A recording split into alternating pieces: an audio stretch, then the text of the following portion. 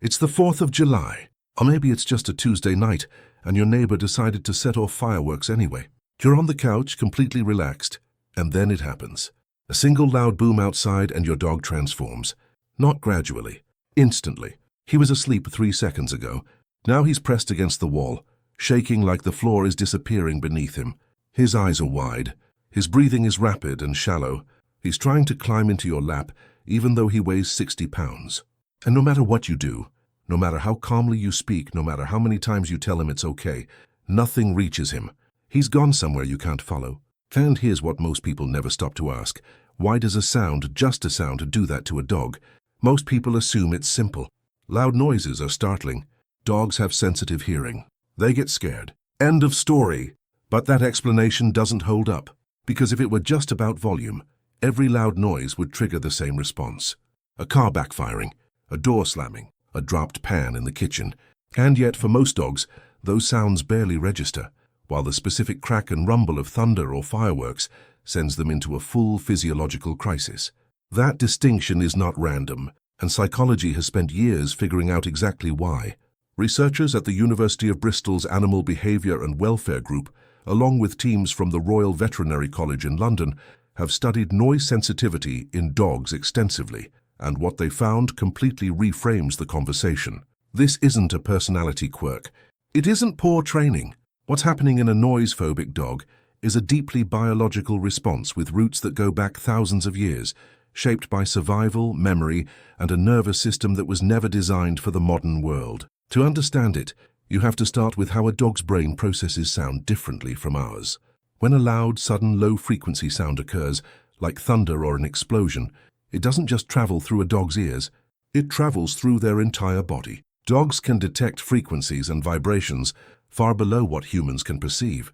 The infrasound that precedes a thunderstorm, the barometric pressure drop, the static electricity building in the air, the electromagnetic changes, all of it registers in a dog's sensory system before a single visible flash of lightning appears. In other words, your dog doesn't just hear the storm. He feels it approaching. His body becomes a receiver for signals that are entirely invisible to you. This is where Freud comes in, Theo's dog, the one who used to disappear under the bed 45 minutes before any storm arrived. Theo thought it was strange, almost eerie. What he didn't realize was that Freud wasn't reacting to the thunder at all. He was reacting to what came before it, a full sensory warning system that Theo had no access to whatsoever. But sensing the storm early doesn't explain the level of panic. That's where the neuroscience becomes genuinely surprising. When a dog's brain identifies a threatening sound, particularly one that is unpredictable, uncontrollable, and inescapable, the amygdala, which is the brain's fear processing center, activates a response that is chemically nearly identical to a trauma response in humans. Cortisol floods the system. Adrenaline spikes. The heart rate can double in under 30 seconds. The prefrontal cortex, the part of the brain responsible for rational assessment, goes partially offline. This is not fear. This is closer to panic disorder. And here's the part that changes everything. Repeated exposure without resolution makes it worse, not better. Unlike many fears that diminish over time through passive exposure, noise phobia in dogs tends to escalate season after season. A 2013 study published in the journal Applied Animal Behavior Science found that dogs with untreated noise sensitivity showed measurably increased fear responses over consecutive years, even when the number of exposures remained the same. The brain isn't adapting, it's sensitizing. Each event reinforces the neural pathway that says, this sound means something catastrophic is happening, and there is nothing you can do to stop it. What makes this even more complex is the role of unpredictability. Researchers discovered that it isn't purely the loudness that drives the response, it's the randomness.